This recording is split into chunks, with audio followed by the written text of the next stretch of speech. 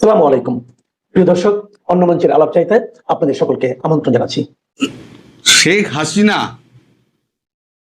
যে খুব তাড়াতাড়ি ফিরছেন তার আরো একটা ইঙ্গিত দিলেন। আজকে এই সময়ের অনলাইন ভার্সনে অনমিত্র একটা সাক্ষাৎকার দিয়েছে ইমেল মারফত। সেখানে ওনাকে জিজ্ঞেস করা হয়েছে যে আপনি কি কোনো অবসর টবসর নেওয়ার পরিকল্পনা করছেন। সেখানে উনি পরিষ্কার জানিয়ে দিয়েছেন অবসর ভাবনা খারিজ, দুঃসময়ে মানুষের পাশে থাকতে চান হাসিনা।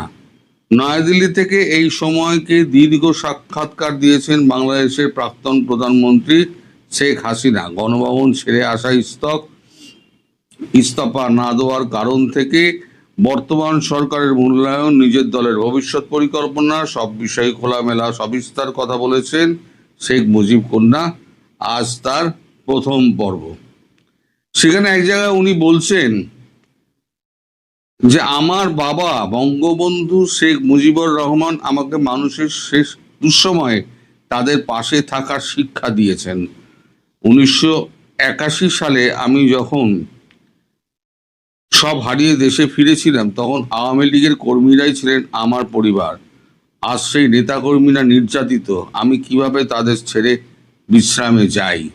খুব সত্যি কথা বলেছেন উনি। বরাবরই একটাই কথা বলছেন যে যখন আওয়ামী লীগ পরিবারের সমস্ত তার সমর্থক সন্তানের মতো তারা যখন এই দুঃসময়ে কঠিন সময় পার করছেন তখন তিনি ভারতে সুস্থির থাকতে পারছেন না। আমি বারবার আপনাদের বলেছি তিনি অস্থির হয়ে উঠেছেন, দেশে যাওয়ার জন্য অস্থির হয়ে উঠেছেন।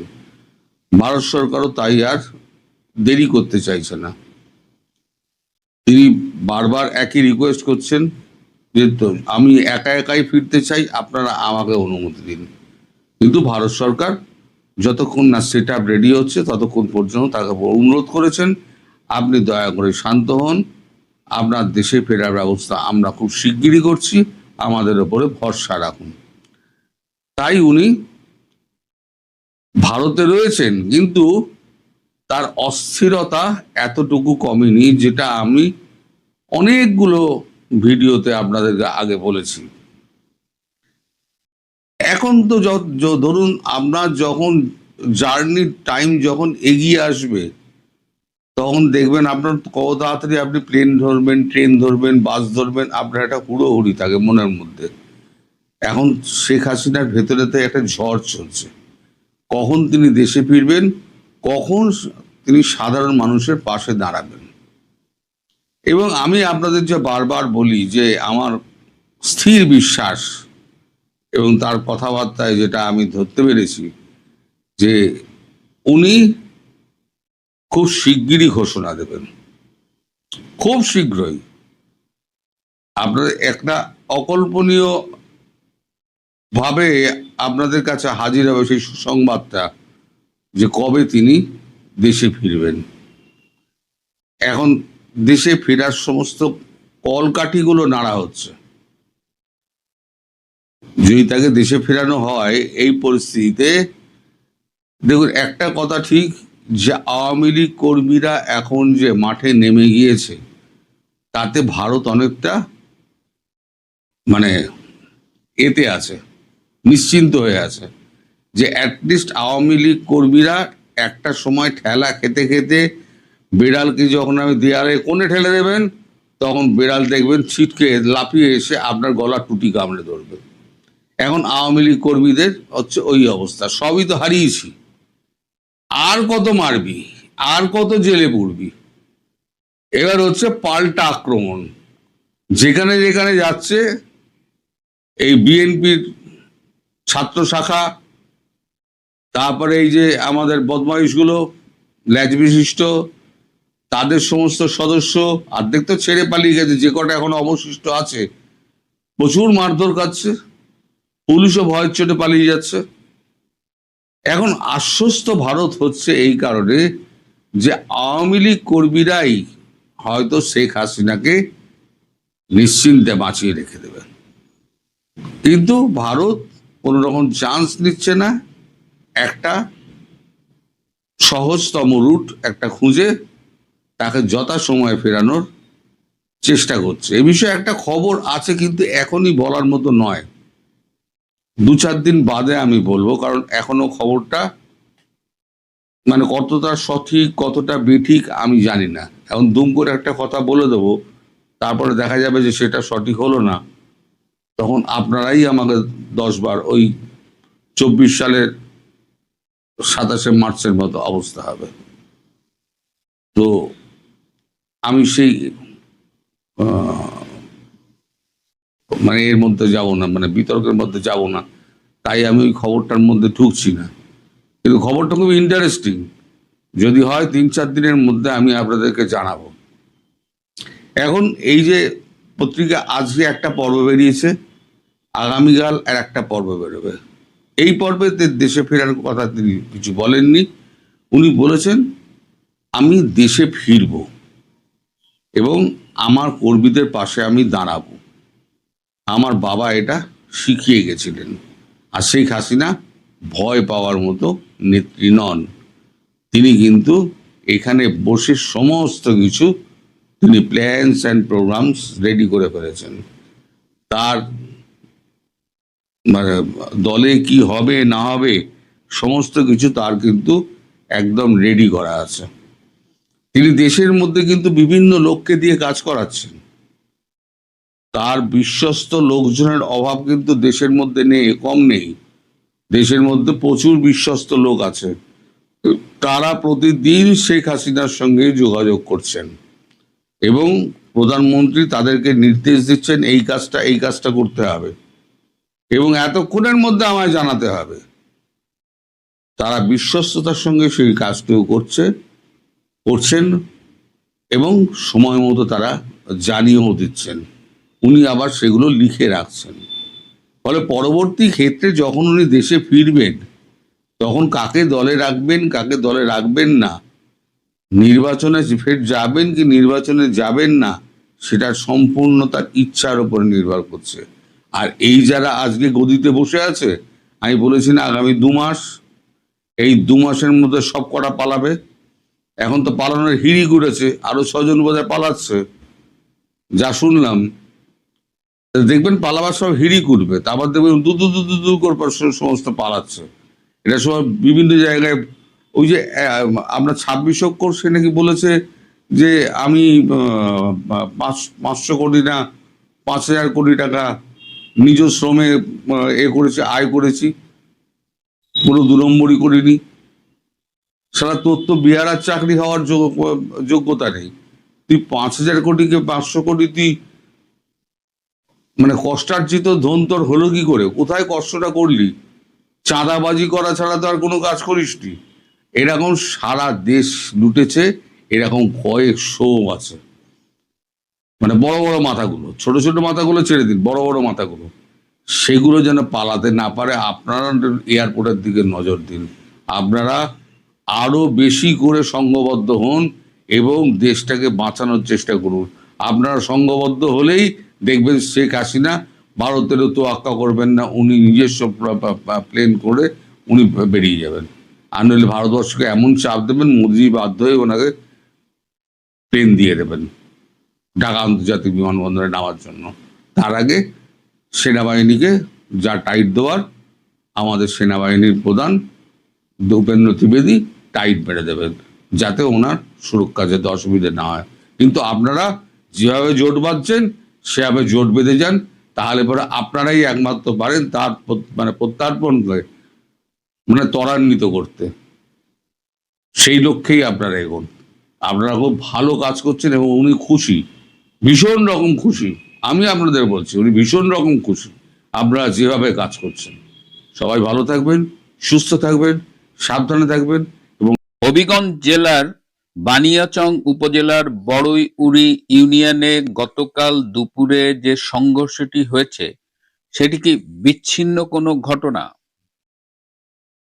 সারা দেশ থেকে গোয়েন্দা রিপোর্ট কি বলছে?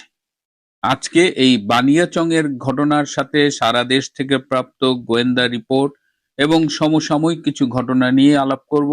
শেষ পর্যন্ত সাথে থাকবেন। এশিয়ার সবচেয়ে বড় গ্রামটার নাম হবিগঞ্জের বানিয়াচং।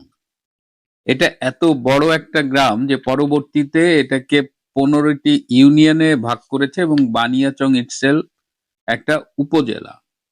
এই 15টা ইউনিয়নের একটা ইউনিয়ন হলো বড়ইউড়ি। এই বড়ইউড়ি ইউনিয়ন পরিষদে নির্বাচিত চেয়ারম্যান হলেন ফরিদ আহমেদ এবং এই ইউনিয়নের আওয়ামী লীগের সভাপতিও ফরিদ আহমেদ। ডক্টর ইউনূসের ইন্টারিম গভর্নমেন্টের আমলে এই ফরিদ আহমেদ গ্রেপ্তার হয়ে কারাগারে ছিলেন এবং তিনি সম্প্রতি মুক্তি পেয়েছেন। জামিনে মুক্তি পেয়ে তিনি যখন গ্রামে ফিরেছেন, হাজার হাজার লোক এসেছিল তাকে দেখতে। মানে তুমুল জনপ্রিয় এই ফরিদ আহমেদ, এবং তিনি তো নির্বাচিত চেয়ারম্যান, কিন্তু শুধু জনপ্রিয়তার কারণেই নয়, মানে যে পরিমাণ লোক তাকে দেখতে এসেছিল সেটা নাকি অভাবনীয়। তো তিনি যখন জেলে ছিলেন তখন সেখানে একজন যুবদল নেতা মিজানুর রহমান কপিল, তাকে ভারপ্রাপ্ত চেয়ারম্যানের দায়িত্ব দেওয়া হয়েছিল প্যানেল চেয়ারম্যান থেকে। তো ফরিদ আহমেদ ফিরে আসলে এই মিজানুর রহমান কপিল তার দায়িত্বটি ছাড়তে চাননি এবং এটি নিয়ে একেবারে মামলা পর্যন্ত গড়িয়েছে। তো গতকাল সোমবার মানবিক সহায়তা কর্মসূচির অধীনে নগদ টাকা এবং অন্যান্য চাল বিতরণ কর্মসূচি ছিল এবং সেখানে ফরিদ আহমেদ গিয়েছিলেন। তো ফরিদ আহমেদকে যেটা বলেছি, তাকে ঘিরে তিনি যেখানে যান প্রচুর লোক তার সাথে থাকে। তো সেখানে মিজানুর রহমান কপিলের লোকজন বাধা দেওয়ার চেষ্টা করে এবং তখন মানে নজিরবিহীন একটা সংঘর্ষ হয়েছে। প্রায় 3 ঘন্টারও বেশি চলমান এই সংঘর্ষে অর্ধশতাধিক আহত হয়েছে। এখানে বানিয়াচং থানার ওসি পর্যন্ত আহত হয়েছেন এবং আরো 2 জন পুলিশ কর্মকর্তা আহত হয়েছেন, যারা পরবর্তীতে হাসপাতালে ভর্তি হয়েছেন চিকিৎসার জন্য। কেন বানিয়াচং এর এই ঘটনাটার কথা বলছি, যে বানিয়াচং এর ঘটনাটা যে খুব বিচ্ছিন্ন ঘটনা তা না। আপনি যদি সারা দেশের ট্রেনগুলো দেখেন, নোয়াখালীর একটা ইউনিয়নে একটা মিছিলে লোক হয়েছে 4,500। ওসি বলছেন যে আমাদের কাছে গোয়েন্দা তথ্য ছিল যে 150 লোকের একটা মিছিল হতে পারে। তো একটা ইউনিয়ন পর্যায়ে 4,500 লোকের একটা মিছিল। কুমিল্লায় আমরা দেখলাম যে চিটাং হাইওয়েতে বিশাল মিছিল, ঢাকায় মিছিল, চিটাগাঙে মিছিল, সারা দেশের বিভিন্ন জেলা শহরে, উপজেলা শহরে বিরাট বিরাট মিছিল হচ্ছে। মানে কি এমন ঘটনা ঘটে গেছে যে হঠাৎ করেই সারা দেশে ছাত্রলীগ বিশেষ করে এবং আওয়ামী লীগ, স্বেচ্ছাসেবক লীগ, যুবলীগ সবাই যেন গর্জে উঠছে। খুব রিসেন্টলি শেখ হাসিনা খুব দৃঢ়তার সাথে বলেছেন যে মাথা উঁচু করে তিনি বাংলাদেশে ফিরবেন এবং তারপরেই আমরা এই পরিবর্তনগুলো দেখতে পাচ্ছি। নোয়াখালীর কথা যেটা বলছিলাম, সেখানে ছাত্রদল হামলা করেছে এবং ছাত্রলীগ পাল্টা জবাব দিয়েছে। ছাত্রদলের অনেকেই আহত হয়ে হাসপাতালে ভর্তি হয়েছে। সুতরাং এই বানিয়াচং কোনো বিচ্ছিন্ন ঘটনা নয় এবং এই সময় সরকারি গোয়েন্দা সংস্থা যে রিপোর্টটি সরকারের কাছে দিয়েছে সেটি হলো যে সারা বাংলাদেশের মাঠ এখন আওয়ামী লীগের দখলে। সেপ্টেম্বরে স্থানীয় সরকার নির্বাচন হবার একটা কথা ছিল, সেটি আবার 1 মাস পেছানো হয়েছে। এখন বলা হচ্ছে যে অক্টোবরে স্থানীয় সরকার নির্বাচন হবে। তো সেই প্রেক্ষিতে গোয়েন্দারা রিপোর্ট দিয়েছে যে বর্তমানে মাঠের যে অবস্থা, তাতে যে কোনো সুষ্ঠু নির্বাচনে হলে আওয়ামী লীগের জয় অনিবার্য এবং মাঠে যেখানেই যায় সব আওয়ামী লীগের সমর্থক। একটা মিছিলের ছবি দেখলাম যে সেই মিছিল করছে এবং তার পাশে রাস্তার দুপাশে লোকজন দাঁড়িয়ে সেই মিছিলের প্রতি তাদের সমর্থন জানাচ্ছে। তাহলে মিছিলে যদি আমরা 1000 লোক দেখি, তো রাস্তায় যে আরো 3-4 হাজার লোক থাকে তারা সেই মিছিলের প্রতি সংহতি প্রকাশ করছে। এই গোয়েন্দা রিপোর্ট পাওয়ার পরে সরকারের কিন্তু মানে কপালে ভাঁজ পড়েছে, কারণ তারা এতগুলো আসনে জিতলো, যদিও সেটা আর রাতের নির্বাচন বলা হয় না, এখন বলা হয় সন্ধ্যা রাতের নির্বাচন। মানে আগের দিন সন্ধ্যার থেকেই ভোট দেওয়া শুরু হয়েছিল এবং সেই কারচুপির নির্বাচনের পরে এত দমন নির্যাতন চালানোর পরেও কিন্তু সরকার কোনো অবস্থাতেই আওয়ামী লীগকে দমিয়ে রাখতে পারছে না এবং সারা দেশের মানুষ এখন সংখ্যাগরিষ্ঠ মানুষ আওয়ামী লীগের সমর্থনে দাঁড়িয়ে গেছে এবং ছাত্রলীগ, যুবলীগ, আওয়ামী লীগ, স্বেচ্ছাসেবক লীগ এবং অন্যান্য যারা আছেন তারা মোটামুটি দেখা যাচ্ছে যে অনেকটা নির্ভীক অবস্থায় নেমে গেছে, যে যা হয় হবে আর কি। আজকে মিডিয়ায় দেখলাম যে তারেক রহমান সরকারের তথ্য উপদেষ্টা ডক্টর জাহেদ তিনি এই স্থানীয় সরকার পরিষদের নির্বাচন নিয়ে কথা বলছেন এবং সাংবাদিকদের প্রশ্নের জবাবে বলেছেন যে আওয়ামী লীগের কার্যক্রম নিষিদ্ধ, কিন্তু দলটা তো নিষিদ্ধ না, এবং আওয়ামী লীগের যে কেউ ব্যক্তি হিসেবে এই স্থানীয় সরকার নির্বাচনে অংশগ্রহণ করতে পারবেন। এবং এর আগে আওয়ামী লীগ আমলে যেমন দলীয় ভিত্তিতে প্রতীক নিয়ে নির্বাচনে অংশগ্রহণ করত, কিন্তু এবার কোন দল ভিত্তিক নির্বাচনে অংশগ্রহণের সুযোগ থাকছে না। এবার নির্দলীয়ভাবে স্থানীয় সরকার পরিষদে প্রার্থীরা প্রতিদ্বন্দ্বিতা করবেন এবং সেই হিসেবে আওয়ামী লীগের যে কেউ এই নির্বাচনে যদি কোয়ালিফাই করে প্রার্থী হবার, তারা এখানে প্রতিদ্বন্দ্বিতা করতে পারবেন। তো এই কথাটি যে ডক্টর জাহেদ বললেন, এটা কি আউট অফ নোওয়্যার বললেন, নাকি এটার পেছনে অনেকগুলো কারণ আছে? একদিকে তো মাঠের বাস্তবতা, আরেকটা বিষয় হলো যে আওয়ামী লীগের কার্যক্রমের উপরে যে অবৈধভাবে নিষেধাজ্ঞাটা আরোপ করা হয়েছিল, সেটা তো অনেকদিন ধরে আমরা শুনছি এটা তুলে নেওয়া হবে, কিভাবে তুলে নেওয়া হবে, বা এটার জন্য আসলে আওয়ামী লীগ এখন আর বসে নেই। এটা এই নিষেধাজ্ঞা কতখানি কার্যকর সেটা নিয়েও আজকাল কথা উঠছে। সুতরাং আমি অবাক হব না যদি এটা দেখি যে এই নির্বাচনে অংশগ্রহণ এবং এরই ধারাবাহিকতায় আওয়ামী লীগের উপরে যে কার্যক্রমের উপরে যে নিষেধাজ্ঞা, সেটিও প্রত্যাহার করে নেওয়া হয়। এবং এই প্রত্যাহারের বিষয়ে জাতীয় এবং আন্তর্জাতিকভাবে কিন্তু তারেক রহমান সরকারের উপরে একটা বিশাল চাপ আছে। বন্ধুরা, আজ এ পর্যন্তই। ভালো থাকবেন, সুস্থ থাকবেন, তার চেয়েও জরুরি হলো নিরাপদে থাকবেন।